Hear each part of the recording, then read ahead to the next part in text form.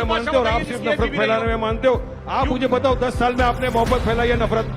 10 साल में क्या फैलाया मोदी ने? सिर्फ नफरत नफरत नफरत, जवाब नफरत के सिवा कुछ नहीं फैलाया। एक मुगल बादशाह बताओ जिसकी एक बीबी रही हो, हरम में कोई औरत न रही हो, और आज भी ये 4 बीबी के साथ है, ये 4 बीबी के साथ है, और एक स्त्री के प्रति समर्पित निष्ठावान प्रेम के प्रति की शेरो शायरी क्या है, किस कॉपीराइट है? समझिए agenda. If he is saying that the reaction from the Muslim community was spontaneous, तो ये छत पे पत्थर कहां से आ गए? वो स्पॉन्टेनियस आ गए? मतलब वो कोई आसमान से यूं किया स्पॉन्टेनियस और आ गया? साहब, this is the proof. Otherwise मैं पूछना चाहता हूं, how come the bricks come on the roofs of the houses?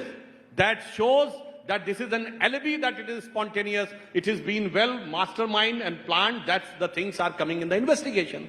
Now coming to the provocative speech, sir, if party like them are giving, it's like the devil is giving a sermon. 15 minute के लिए police हटा लो, सब देख लेंगे। ये secular song था, ये थोड़ी हेट स्पीच थोड़ी थी। 20 करोड़ 50-100 करोड़ पे भारी पड़ेगा, ये तो सेकुलरिज्म का सॉन्ग है, इसको कैसे हेट स्पीच कर सकते हैं? असदुद्दीन ओवैसी ने बोला था, जब मोदी पहाड़ पर चले जाएंगे और योगी मठ में चले जाएंगे, तुम्हें बचाने कौन आएगा? ये सब तो सेकुलरिज्म के सॉन्ग होते हैं, इनको हेट स्पीच थोड़ी कहते हैं। सरतन से जुदा, अरे ये तो सेकुलरिज्म का सॉन्ग है, इसको हेट स्पीच थोड़ी कहते हैं। This is the dichotomy of the character, and the intellectual establishment of India has been totally captivated and perverted by these type of arguments, that their view has become so much lopsided that has created this type of situation. Otherwise, if a justifiable approach has been there, I think this type of discontent in the society and reactions in the society would not have been there. Okay. And one more thing. अभी जवाब दे रहा हूं आपको। आपने क्या बोला? पत्थर आसमान से टपके, जमीन से उगे। मैं पूछना चाहता हूं सुधांशु जी, आपका पुलिस प्रशासन क्या कर रहा था? सर, एक पुलिस क्या कर रहा था? इंटेलिजेंस क्या कर रहा था? ये क्या पुलिस प्रशासन इंटेलिजेंस का फेलियर नहीं है? अगर इतने पत्थर जमा हो रहे, आप अपने आप को अपनी सरकार को गुनहगार नहीं ठहराओगे? ये कह रहे हैं कि बुलडोजर एक्शन, तो मैं फिर कह रहा हूं, यूपी में जितने बुलडोजर एक्शन हुए, एक डिमोलिशन को कोर्ट से गलत सिद्ध कर पाए? नहीं। All were illegal constructions, duly notices were served. अब आप ये कह रहे हैं कि साहब एक गलती की वजह से दूसरा पूरी बात है। एक दिखाइए ना, जहां कोर्ट ने कहा डिमोलिशन गलत है। आपने एक व्यक्ति का घर तोड़ दिया, इसके नाम पे घर ही नहीं था, वो घर उसकी बेटी के नाम पे था, आपने जाके उसका घर तोड़ दिया। ये भी रीजन तो ये लॉजिक दिया जाता है कि एक अपराध के लिए दूसरी सजा कैसे दी जा सकती। मैं आप सबसे कह रहा हूं, आप कार चलाते हुए जा रहे हो या बाइक चलाते हुए, ओवर स्पीडिंग हो, पुलिस वाला रोके, फिर वो कहे गाड़ी कागजात दिखाओ, अगर कागजात नहीं है, डीएल नहीं, तो आप ये थोड़ी कह सकते नहीं सिर्फ ओवर स्पीडिंग का चार्ज करिए, कागजात नहीं है तो कहे गाड़ी जमा हो जाएगी। कागजात नहीं है, registration is not there, then your vehicle is seized. You cannot say it is just the case of over speeding. So when a crime is committed, the entire background of the criminal is scanned, and wherever it is found, it is given. That's why they haven't got a single cancellation from court. This is again, and camouflage has been set, try to put up the things in a different perspective. और हकीकत जानते क्या है, इनके साथ यही problem है। जिन लोगों ने पूरे हिंदुस्तान में, जब कभी मोदी जी की सरकार नहीं थी, ये बताइए, ये पत्थर की बात कर रहे हैं, ये कश्मीर में पूरी भीड़ निकलती थी कि नहीं? जुमे की नमाज के बाद पत्थरबाजी करते हुए किसी इंस्पेक्टर अयूब को मार देती थी। अब दिखती है भीड़ पत्थरबाजों की। कश्मीर में बंद हो गया कि नहीं? कोई स्पॉन्टेनियस नहीं था, एवरीथिंग वाज मास्टरमाइंडेड। 23 मिनट हो गए, 23 मिनट हो गए। अब मैं आप लोग सब यहाँ बैठे हुए, मैं आपको बीजेपी का हकीकत चेहरा बताना चाहूंगा। 23 मिनट हो गए, जिसमें 15 मिनट सुधांशु जी ने भाषण दिया, चिल्ला किया। मुझे बताओ, इनकी बात में एक भी बार इन्होंने डेवलपमेंट, विकास की बात की, एम्प्लॉयमेंट, जॉब की बात की? एक भी मर्तबा बात नहीं की 23 मिनट में भी। ये असली चेहरा है बीजेपी का। बात है कि पत्थरबाजी, मुसलमान, हिंदू, इसके सिवाय टॉपिक ही पॉलिटिक्स से बोल रहे हैं। अरे अभी तो सौगात ईडी आ रहा है, सुनिए। आज तक तो ये सौगात ईडी दे रहे थे, ईडी जा रही थी सबके, आप सौगात दे दिया। सुधांशु भाई 25 करोड़ की आबादी है, 32 लाख लोग को देके क्या करेंगे आप? बाकी के सब कहां जाएंगे? और आपको क्या लगता है मुसलमान आपके 32 लाख के लोग ये क्या भूखे है क्या? आपके मोहताज है क्या आपकी ईडी? अरे नहीं सी हमको ऐसी ईडी, आपने हमको बहुत सौगातें दे चुकी, आपने हमको दिया गोदरा, अरे बिल्किस बानो के बलात्कारियों को आपने छोड़ दिया, कितनी बड़ी सौगात आपने दी। जकिया जाफरी बेचारी इंसाफ की गुहार लगाते लगाते इंतकाल फरमा गई, उसको आपने इंसाफ नहीं दिया, उसको इतनी बड़ी आपने सौगात दे दी। आज भी आप सिर्फ और सिर्फ बिहार इलेक्शन के पहले एक ये सौगात का एक छिपछुरा छोड़ के ये करो, कोई मुसलमान नहीं लेने वाला। अगर देना है मुसलमानों को हमारी वक्फ की जमीन के खिलाफ जो आपने बिल निकाला है, विड्रॉ करो, चलो मानेगा वारिस पठान। क्या आपके अंदर वाकई में 56 इंच का सीना है? मैं आके आपको सलाम ठोकूंगा मोदी जी। आप हटाओ वक्फ का बिल, आप इंसाफ करो मुसलमानों के साथ, इंसाफ करो उन लोगों के साथ जिनको आए दिन आप उठा के जेलों के अंदर बेकसूर लोगों को बंद करते हो। अगर आपको कुछ सौगात ही देना है, रोको नफरती चिट्टू को जो हमारे भारत देश में हर आए दिन मुसलमानों के खिलाफ अनाप शनाप बकवास करके देश का राज्य का माहौल खराब करते हैं। तब हमको लगेगा कि आप इंसाफ कर रहे हो। ये रेवड़ी बांटने से क्या होने वाला है? स्टेटमेंट मैं पढ़ना चाहता हूं। I just want to read out your own statement to you. You have talked about, I am quoting you, today I met actor Akshay Khanna who portrayed the role of Aurangzeb in the movie Chhawa. Akshay is a wonderful person. If a Muslim actor had played the role of Aurangzeb, the situation might have been entirely different.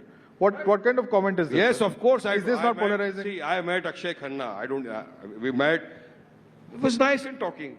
And we just spoke about certain topics. And I said, sir, आपने तो Chhaava film कर ली, आपको तो कुछ नहीं होगा क्योंकि आप तो अक्षय खन्ना हो, विनोद खन्ना के बेटे हो। लेकिन यकीन मानो अक्षय, अगर आपकी जगह पर कोई और मुस्लिम ने ये रोल कर दिया होता, आपकी जगह कोई भी मुस्लिम एक्टर होता जिसने रोल किया होता, तो अब से क्या हो जाता उसके साथ। अरे आप तो उसको औरंगाबाद समझिए, उसका मॉब लिंचिंग ऐसे कैसे कह सकते हैं? शाहरुख खान है, आमिर खान है, नहीं क्या मॉब लिंचिंग याद आता है आपको?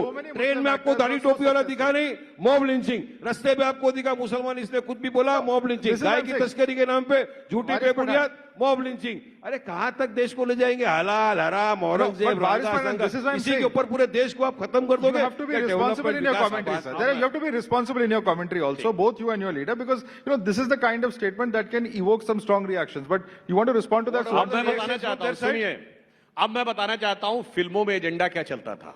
ये कह रहे हैं चलो एट्रोसिटीज वाली फिल्म अलग, मैं मोहब्बत की फिल्मों की बात कर रहा हूं। From the age generation of our grandparents to present जो फिल्में बनी हैं मोहब्बत की, उसमें क्या है? सलीम अनारकली, जोधा अकबर, शाहजहां नूरजहां, यही सब है ना? लैला मजनू। आई चैलेंज कि एक मुगल बादशाह बताइए इसकी एक बीबी रही हो। दर्जन दर्जन भर ऑफिशियल बीबियां, हरम में 200, 300 औरतें और एक स्त्री के प्रति समर्पित निष्ठावान प्रेम के प्रतीक सिर्फ मुगल नजर आए। ये है एजेंडा, ये है एजेंडा। वो अकबर, इसलिए मैं बताना चाहता हूं आपका नफरत में भी एजेंडा है और मोहब्बत में भी एजेंडा है। एक एजेंडा है मोहब्बत से एकदम। हम सिर्फ मोहब्बत फैलाने में मानते हो और आप सिर्फ नफरत फैलाने में मानते हो। आप मुझे बताओ 10 साल में आपने मोहब्बत फैलाई है नफरत? 10 साल में क्या फैलाया मोदी ने? सिर्फ नफरत नफरत नफरत, नफरत के सिवा कुछ नहीं फैलाया। एक मुगल बादशाह बताओ जिसकी एक बीबी रही हो, हरम में कोई औरत न रही हो, मगर सारा सलीम अनारकली, जोधा अकबर, शाहजहां नूरजहां, यही है एजेंडा दिमाग में लगाया गया है। और आज भी ये 4 बीवी के साथ है, ये 4 बीवी के साथ है और एक स्त्री के प्रति समर्पित निष्ठावान प्रेम के प्रतीक की शेरो शायरी इनकी एक एक्सक्लूसिव कॉपीराइट है। समझिए एजेंडा, समझिए एजेंडा आप अच्छी तरीके से। आप सुनिए, अब मैं बताता हूं कि किसी भी तरह देश में नफरत फैलाना है, पोलराइज करना है। अब जवाब दे दीजिए। आप सुनिए, इन्होंने कहा डेवलपमेंट की खाली बात की और फिर धीरे से हट गए। अब मैं बताना चाहता हूं, एक दौर था जब भारत की ग्रोथ रेट 2% रहती थी, 1.8 और 2% in the decade of 80s। जो लोग यहां होंगे सबको पता होगा उसका क्या कह के मजाक उड़ाया जाता था कि इंडिया कभी 2% से आगे तो ग्रो ही नहीं कर सकता। अच्छा, रेट ऑफ इन्फ्लेशन कितनी रहती थी? 10%, 12%, 15%, 16%। तो उसे कहा जाता था 2% तो हिंदू ग्रोथ रेट है। आप सबने वो टर्म सुना होगा, it is 2% Hindu growth rate, और महंगाई की दर 10% रहती थी। और जब से हिंदुत्व वाले आए हैं, अब ग्रोथ रेट क्या है कि आईएमएफ की चीफ क्रिस्टीना जॉर्जिवा ये कहती है, एक दौर था इनके दौर में, जब याद करिए वो पुरानी फिल्म का गाना है ना, फिल्मों की बात हुई है, जब जीरो दिया मेरे भारत ने दुनिया को तब गिनती आई। उससे पहले प्राण क्या कहता है? क्या कंट्रीब्यूशन है तुम्हारे कंट्री का? India's contribution to the world is 0, 0 and 0।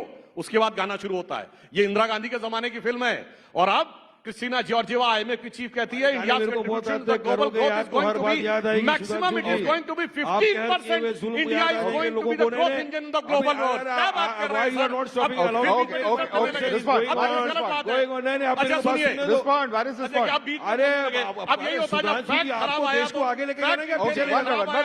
मैं चाहता हूं कि देश को आगे ले जाना, आप पीछे लेके जाना चाहते हो? 300 साल पुराने आप या गाने गा रहे हो, गाने 10 seconds Sudhanshu, conclude and then we can come in. Inflation rate क्या है? 10 seconds. अरे बताइए इन्फ्लेशन रेट क्या है, ग्रोथ रेट क्या है? $1 ट्रिलियन इकोनॉमी कुछ बनने नहीं के लिए पता है। बताइए मेरे को 2 करोड़ युवाओं को रोजगार मिल गया, बताइए मेरे को 15 लाख आ गए अकाउंट में, आया कि नहीं Now he is आया? अरे कुछ नहीं आने वाला है, इनके पास आप पूरा का एक्सपोज कर दिया मैं development आपको। तो अब आ गया हमारा एक ही पोलराइजेशन मुद्दा, मुसलमानों को गाली दो। अरे भाई, सबसे development top से भाग target। के polarization बताओ में मुझे ये जा रहा डेवलपमेंट है। में क्या किया आपने? बुलेट ट्रेन आने वाली थी, किधर है? मैं बोल लूं। बुलेट ट्रेन कहाँ घूम रही है? मैं ढूंढ रहा हूँ दूरबीन लेके, कहाँ घूम रही है बुलेट ट्रेन? बताओ। 2 करोड़ युवाओं को रोजगार मिलने वाला था, मैं रास्ते में पकड़ पकड़ के पूछ रहा हूँ, बताओ तेरे को रोजगार मिला क्या? युवा बोलता नहीं मिला वारिस भाई। एक एक को पकड़ पकड़ के पूछना 15 लाख आया तेरे अकाउंट में, बोलता नहीं मिला वारिस भाई। ये जुमला जुमला जुमला है सुधांशु भाई, जुमले के सिवा आपके पास देने के लिए कुछ है तो बोलो, पब्लिक को दे दो ना।